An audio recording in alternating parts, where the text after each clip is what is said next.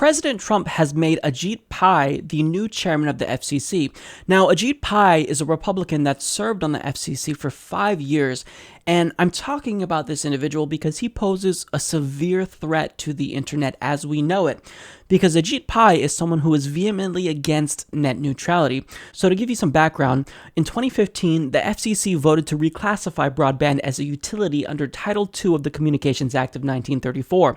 Now, Ajit Pai was one of 2 commissioners, both Republican of course, that voted against these new regulations that saved the internet, and he was outspoken about his opposition to it. Now, Politico declared him net neutrality's chief critic, and to illustrate why they're correct about this, he would literally take a copy of the new rules that were passed and parade it around to imply, look, this is a thick set of new regulations, it's a government overreach, we need to do away with it. So in 2015, Politico wrote, since taking office, Pai has been a reliable economic conservative, railing against commission overreach and warning about government intrusion into the marketplace. Now, what's interesting about Ajit Pai is that ostensibly he cares about internet freedom, and he states that these new rules pose a threat to internet freedom. So he said that the threat to the internet freedom has awakened a sleeping giant after these new rules were passed. And I am optimistic that we will look back on today's vote as an aberration, a temporary deviation from the bipartisan path that has served us so well. I don't know whether this plan will be vacated by a court, reversed by Congress, or overturned by a future commission, but I do believe that its days are numbered. And he's absolutely correct here. The days of these new regulations are in fact numbered. Now, he said that he's against government overreach and all of these regulations because, quote, they strap too many rules on internet service providers without providing real evidence that consumers were harmed without regulations. Yes, because when will someone start looking out for Comcast and Time Warner and Verizon? You know, the little guys. Nobody thinks about them. So what he's saying here is the opposite of what's true. So consumers were harmed by a lack of net neutrality because in 2014, Comcast started to throttle the internet speeds of Netflix, and when you tried to watch Netflix, all of a sudden, you kept seeing this buffering symbol on your screen that you never saw before. Well, it turns out Comcast was trying to kill off Netflix, and Comcast, because of their greed, they're responsible for catalyzing the FCC to take new steps towards regulations, and they're the reason why we had to pass these new regulations in the first place. And these regulations, they're not a government overreach, and they're not against internet freedom. So to be against these new rules means you are against net neutrality, because what net neutrality does is it prevents these really large corporations like Comcast and Time Warner and Verizon from actually implementing these anti-consumer policies. So if you allow them to discriminate against certain websites that they don't like, they can kill off the competition, they can censor the flow of information. So if somebody talks badly about Comcast and their anti-consumer policies, well, without net neutrality, Comcast would be able to treat that web traffic for that website differently and strangle the traffic that goes to their website. But under these new rules, it says that all internet service providers must treat every single website equally.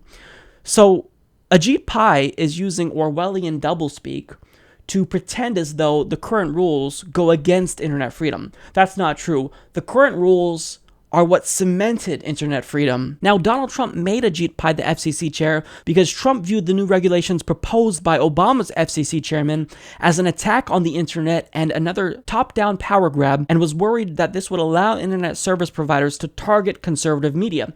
Now, Donald Trump showed here with this one tweet that he has no idea what net neutrality actually is, because net neutrality does the opposite of what Trump is worried about. Trump doesn't understand that. Net neutrality prevents internet service providers from throttling traffic to certain websites. Again, net neutrality mandates that internet service providers treat all websites equally. Net neutrality. So if you kill net neutrality, then internet service providers could target conservative or liberal websites. And this is presumably what Ajit Pai wants. He wants internet service providers to be able to choose how websites are treated. So if a certain website, like Ripoff Report, talks about Comcast's anti-consumer policies, Comcast can say, well, it looks like we're going to reduce your bandwidth and effectively kill off your website. If a certain website talks badly about Republican politicians or Democratic politicians that Comcast donated to, well, they can simply shut down that website by making it so slow that nobody would want to visit it. Ajit Pai wants this because he came from the industry. Ajit Pai literally served as legal counsel sold to Verizon for a short period of time. So maybe it's the case that he's biased because he came from the industry. Maybe it's the case that he's a Republican and Republicans are just anti-consumer in general.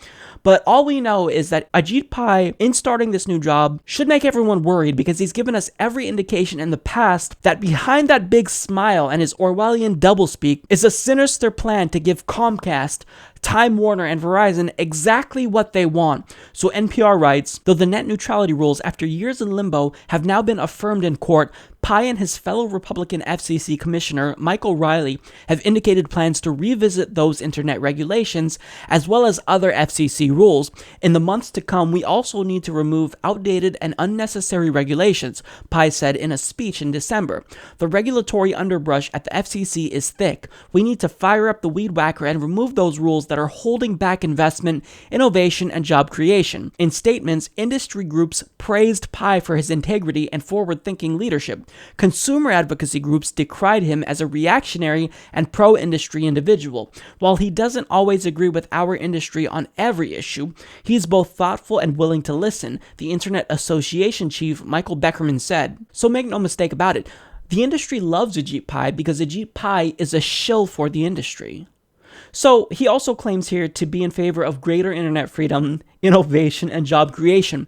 Well, that's the opposite of what's going to happen if you kill net neutrality, because if Comcast has its way, as I stated, they can kill Netflix. They can throttle their bandwidth and then propose an alternative to Netflix and then make Netflix close shop. And all those people that work at Netflix will lose their jobs, for example. And then also Comcast can then throttle the traffic to media organizations that speak out against their inevitable arbitrary actions. So you're allowing large corporations like Comcast and Time Warner to control competition and the flow of information, and it's effectively corporate fascism. Let's just call it what it is. This is corporate fascism, and I'm not just being hyperbolic. Again, in 2014, Comcast showed us what they want to do.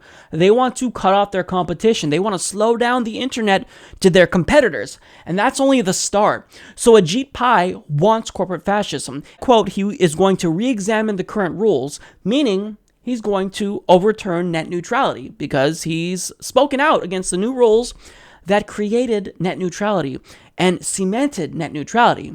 So we don't have to wait until he proposes a new plan.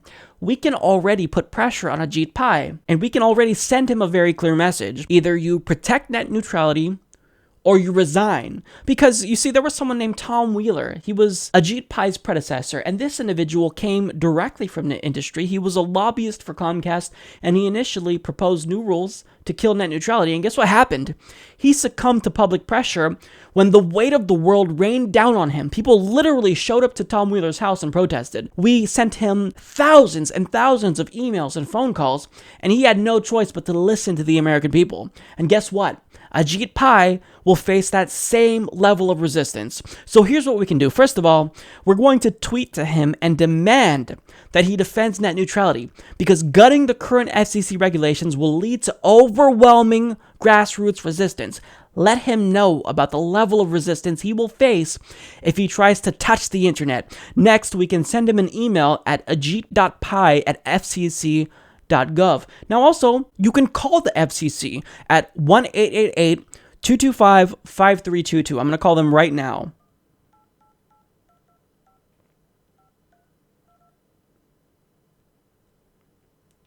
I have no idea if this will go to voicemail, but I am going to leave them a message if not.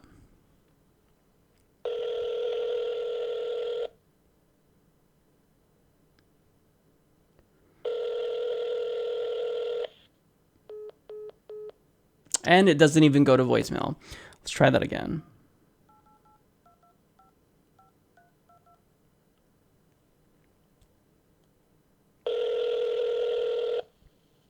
Thank you for calling the FCC's Consumer Center. Our hours of operation are from 8 a.m. to 5:30 p.m. Eastern Time. This is good information. Press 1. Gracias por llamar al Centro del Consumidor. Favor, presione el número. Thank you for calling the FCC. Press 1 if you want to report a tower light outage or safety of light issue involving interference.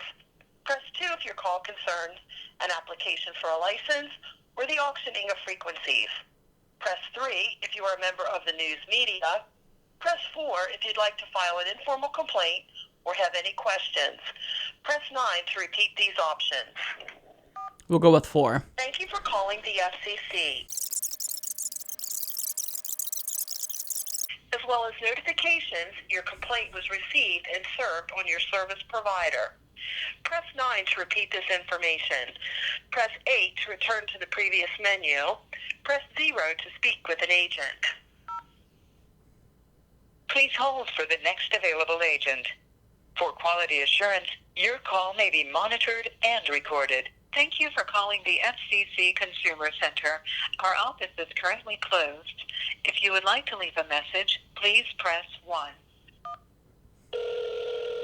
So 14201, that's the prompts that you're going to want to press.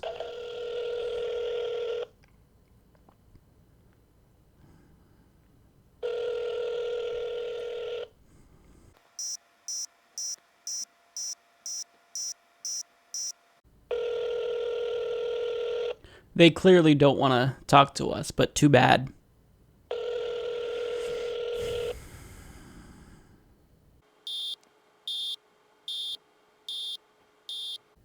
Okay, so they don't want me to leave a message. So I'm going to try again later, and I would encourage you all to try again. We are going to bombard them with phone calls because clearly they want to make it so that way you can't leave a message, because they know with the new chairman, he is going to get bombarded with phone calls because he is a threat to the internet. So just let me say this. I'm going to let this keep ringing. We can save the internet. We don't have to wait to see what Ajit Pai does. We already know that he's spoken out against net neutrality, and we are not going to allow him to kill the internet. So they're going to face grassroots resistance, and it begins right now. So if you go to humanistreport.com, you can click on Save the Internet, and you can find information about what you can do if you repeat steps 1 through 3 daily.